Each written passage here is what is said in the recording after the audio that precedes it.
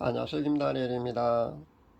카카오 스토리로 메시지를 전할 때부터 간간히 문자와 카톡으로 교류하던 분이 있는데 이분이 며칠 전에 다짜고짜 휴가가 언제입니까? 혼자만 알지 말고 좀 알려주세요 하는 카톡을 보내왔더군요.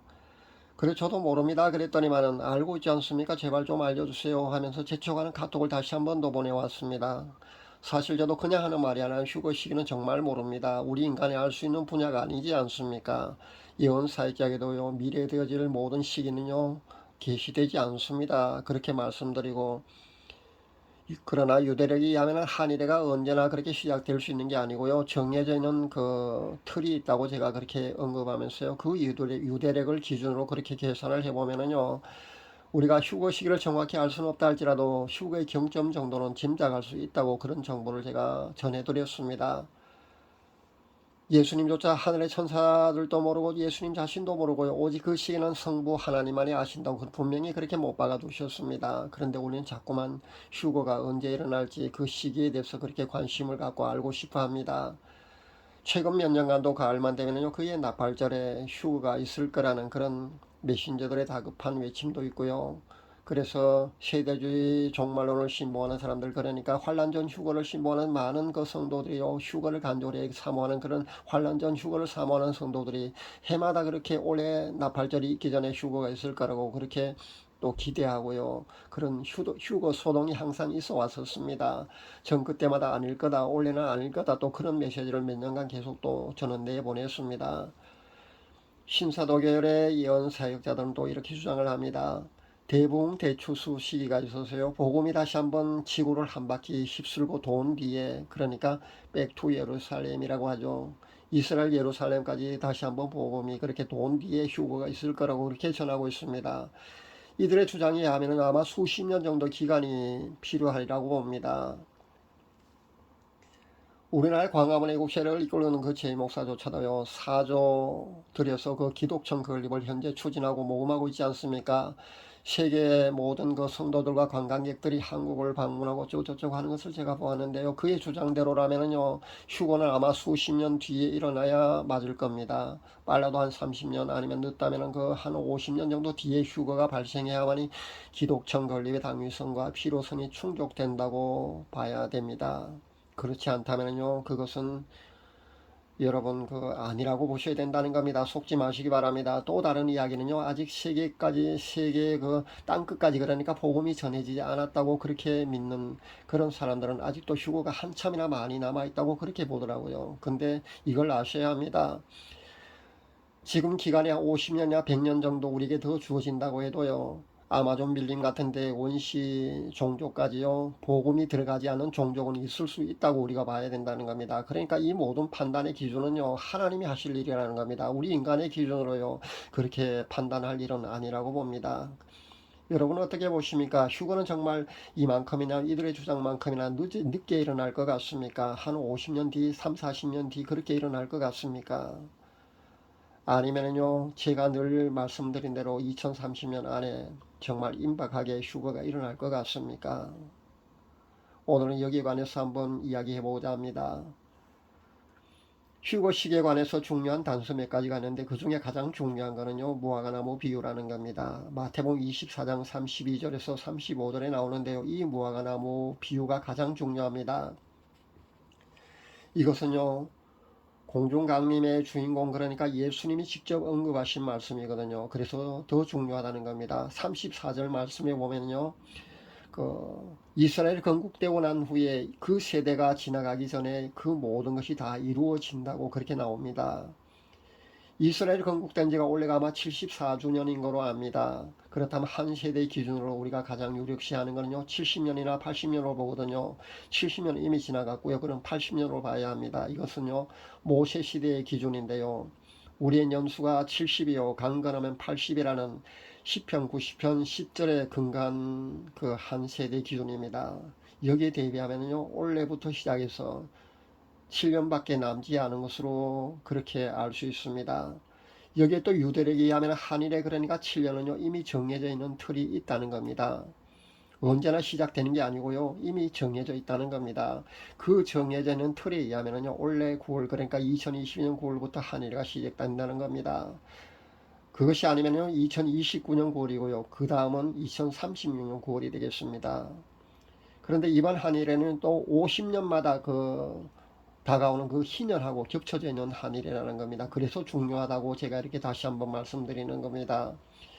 여기에다가 지금의 세계 정세를 한번 살펴보십시오. 여러분도 체감하고 있지 않습니까? 벌써 제가 보기에는요, 셋째인까지 떼어졌고요. 셋째인, 첫째, 둘째, 셋째인이 합해진 그 땅 위의 광범위한 죽음까지, 그러니까 넷째인이거든요. 그것이 이 땅에 펼쳐질 그런 준비가 다 되었다고 봐야 된다는 겁니다. 그렇다면요, 우리가 지금 올해 9월, 그러니까 2022년 9월부터 시작되는 한일회가요, 다니엘이 말한 그 마지막 한일회가 될 가능성이 아주 농후하다고 봐야 된다는 겁니다. 제가 맞다고 단정 짓지 못하는 거는요, 왜 강하게 그렇게 맞다고 그렇게 단언하지 못하느냐면요, 이 모든 거는요 성부 하나님의 주권이라는 겁니다. 아무리 우리 인간적인 추산으로 그렇게 그런 결과가 나온다 할지라도, 그런 계산이 나온다 해도요, 결국 최종적으로 그날을 결정하실 분은요 성부 하나님이시라는 겁니다. 그래서 제가 이런 표현밖에 쓰지 못하는 겁니다. 또 다른 근거로는요, 지금이 첫째, 둘째, 셋째인 이미 떼어진 것으로 봐야 된다는 겁니다. 계시록 6장의 시대에 우리가 살고 있다고 봐야 된다는 거죠. 그러니까 하얀 신발, 전쟁, 기근은 이미 시작되었지 않습니까? 그렇다면 이것으로 인한 그 땅 위의 광범위한 죽음이 이미 시작될 지경에 현재 놓여 있다는 겁니다.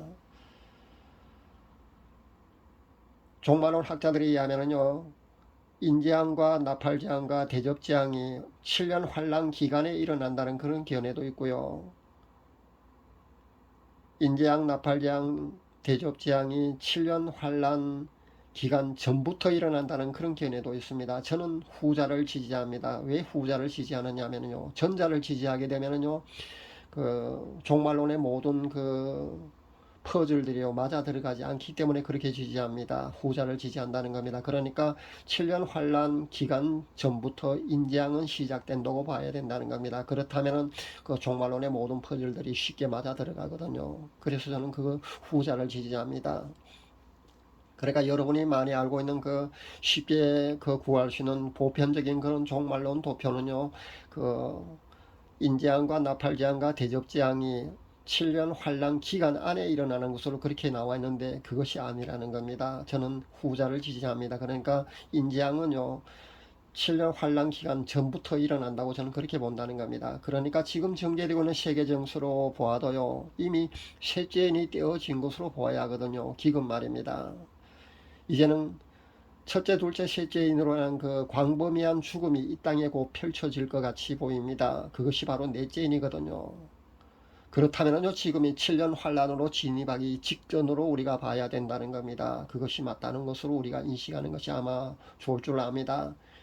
그런데 아직 몇십 년이 남았다거나 아니면 희년이 다시 돌아오려면 다음 희년은요, 지금부터 50년 후니까요, 계산을 한번 해보십시오. 이스라엘 건국 74주년이 올해라고 했지 않습니까? 그러면은 거기에 50년을 더하면요 124년이라는 숫자가 나옵니다. 이것은요 창세기 6장 3절이 근거한 한 세대, 그러니까 120년보다도 더 지나가 버린다는 겁니다. 물론 한 세대를 120년 보는 사람도 있고요, 한 세대를 100년으로 보는 사람도 있는데요,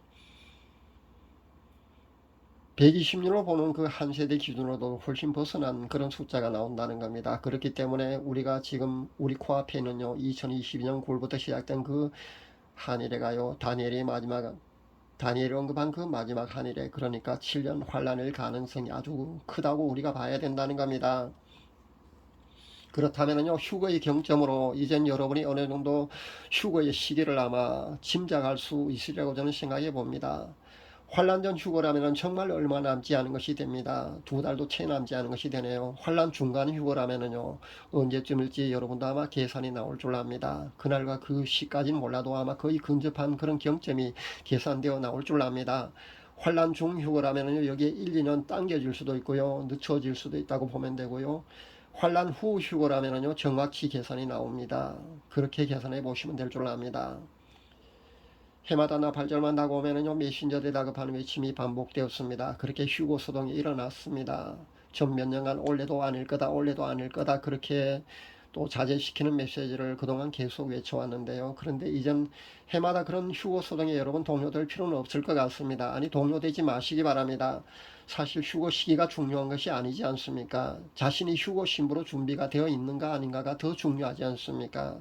그러니까 신부 단장되어 있는 사람들은요, 지금도 평온하게 그렇게 사랑하는 예수님을 간절히 고대하면서 그렇게 사랑하는 예수님과 현재 밀월 관계를 유지하고 있을 겁니다. 그렇지 않은 사람들은요, 하루빨리 신부 단장에 여러분 최선을 다해야 된다는 겁니다. 그렇게 신부 단장에 여러분이 최선을 다하셔야 된다는 겁니다. 정말 우리 앞에 남은 기간이요, 얼마 남지 않았을 수도 있다는 겁니다. 그것밖에 없습니다.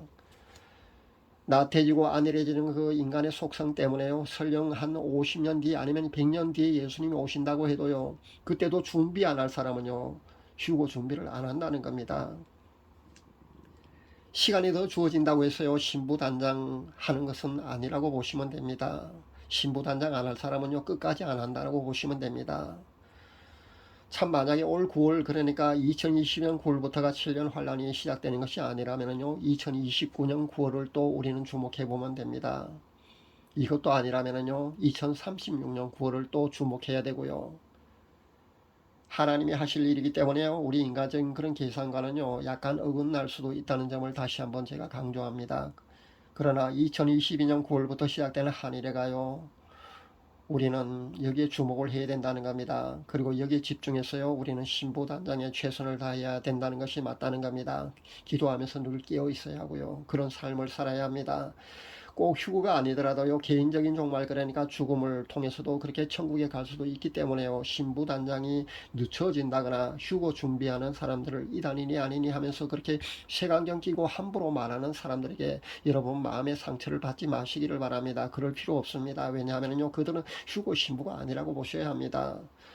머리로 인식하는 그런 지식적인 동의 정도로요, 천국에 들어갈 수 있다고 알고 있는 사람들은요, 하루빨리 그 잘못된 인식에서 탈출하지 못하면요, 나중에 땅을 치고 후회를 할 날이 온다는 겁니다. 좁으면 좁은 길을 걷는 사람만이 휴거도 되고요, 개인적인 죽음으로 그렇게 천국에 갈 수 있다는 사실을 우리는 잊어서는 안 될 겁니다. 달콤한 사탕 발린 메시지에 속았어요. 거기에 여러분이 만약에 계속 머무른다면요, 그것이 덫이 되었어요, 여러분은 영원한 지옥행이라는 것을 잊지 말아야겠습니다. 제가 제시해드린 대로요, 그리고 지금은 우리가 살고 있는 이 시대는요, 정말 마지막 시대가 맞다는 것을 다시 한번 강조합니다. 오늘 말씀이 휴거를 간절히 삼는 신부들에게는 아마 어느 정도 그 경점 정도는 확실히 보였으리라고 저는 생각해 봅니다. 회개와 성화 없이는요, 휴거 신부가 절대 될 수 없다는 것을 다시 한번 강조합니다. 잊지 마시기 바랍니다. 회개와 성화 없이는요, 휴거 신부가 될 수 없습니다. 그리고 휴거의 경점 정도는요, 휴거 신부라면요, 반드시 알아야 하는 것이 맞다는 점도 제가 다시 한번 말씀드립니다. 휴거 준비 다 해서요, 꼭 모두들 휴거 되었으면 좋겠습니다. 제 구독자분들 가운데 휴거 신부가 많이 나왔으면 정말 좋겠습니다. 그렇다면 저는 정말 춤이라도 덩실덩실 추겠습니다. 휴거 준비를 잘했어요. 모두들 휴거 신부가 다 되시기를 간절히 바랍니다. 감사합니다.